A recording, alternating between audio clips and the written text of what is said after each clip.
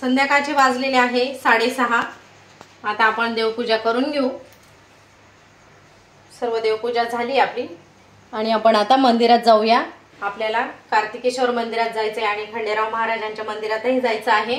कार्तिकेश्वर महादेवांचं दर्शन झालंय आपलं। आता खंडेराव महाराजांचं दर्शन घेण्यासाठी चाललोय आपण। इथे आपल्या गावामध्येच खंडेराव महाराजांचं मंदिर आहे, मोठं छान अगदी सुशोभित। मी अगोदरच्याही ब्लॉगमध्ये टाकलेला आहे, तुम्ही तिथली शूटिंग करून तर तोही जाऊन तुम्ही बघाच।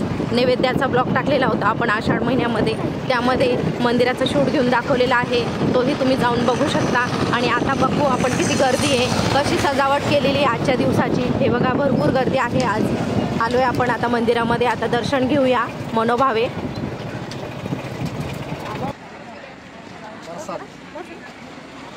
निवद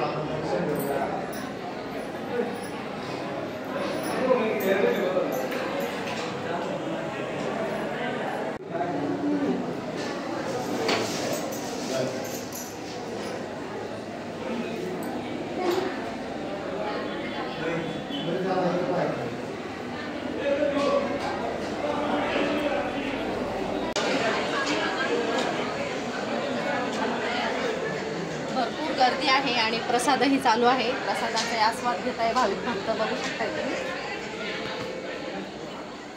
येळकोट येळकोट, जय मल्हार।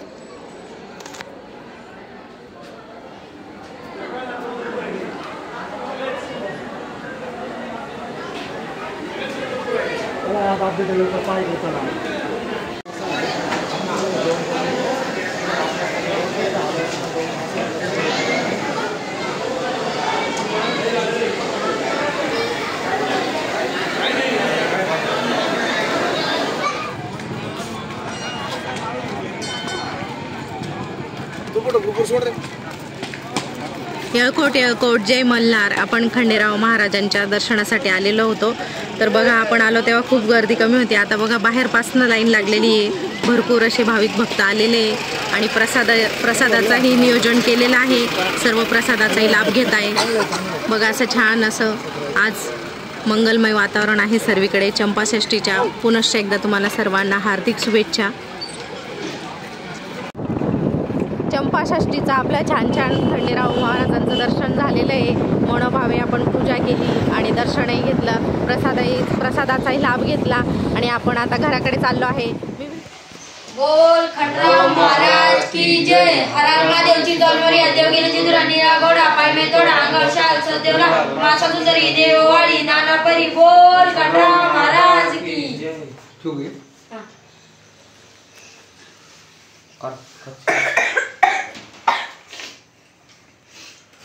दुसऱ्या टोपी लागल ना ठेवायला.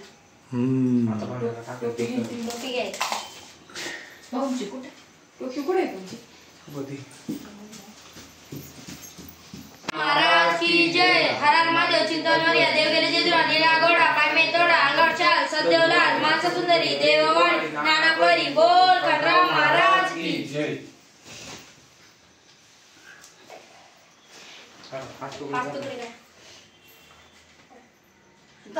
तुला नाही जमणार.